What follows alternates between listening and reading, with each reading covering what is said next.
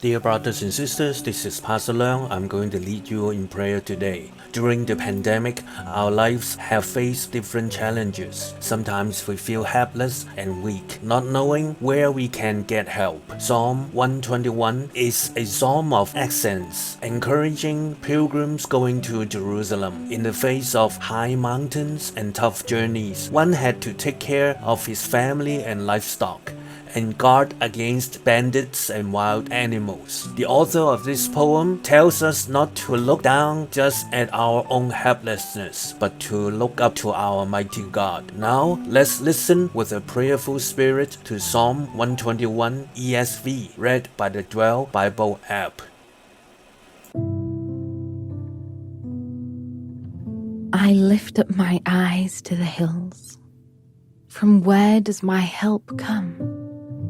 My help comes from the Lord, who made heaven and earth. He will not let your foot be moved.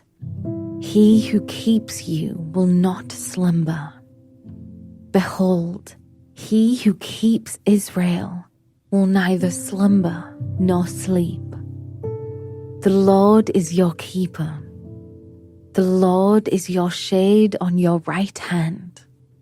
The sun shall not strike you by day, nor the moon by night.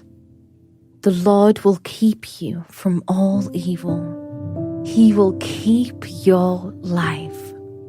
The Lord will keep your going out and your coming in from this time forth and forevermore. In 2 Corinthians 9, the Apostle Paul mentioned two theological truths about charitable giving that some Christians seem to doubt. The first principle is what Paul quotes Psalm 112 in saying, "He distributed freely, he gave to the poor, his righteousness endures forever." Why do people doubt that? Part of it is theological. Protestant Christians are told that righteousness comes from faith alone.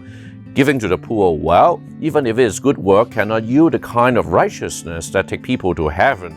You are saved by grace through faith, therefore your good works cannot earn you salvation. But think about it. Your good works can bring others closer to salvation. When people see the love shown by genuine Christians, who knows, perhaps it will inspire them to become Christians themselves, then they will be thanking you forever up there. If you are giving to fellow Christians who are poor, that is a no-brainer. A person who is poor in this life could be rich in heaven. Who knows? They may be your neighbors up there, thanking you every day for what you do now. Therefore, theologically speaking, it makes no sense not to be charitable. But there is still a cultural obstacle. Most of us have been taught since we were kids to never give to beggars and freeloaders. It only makes more people parasites of the society. That may well be true, but not everyone becomes poor because they are lazy. We need to differentiate people individually. Paul said, for example, honor widows who are truly widows in 1 Timothy 5. Some, in fact, should be encouraged to be getting married again. So you have to differentiate people. And then the principle of giving that people doubt is this: when you give more, God will empower you to give even more.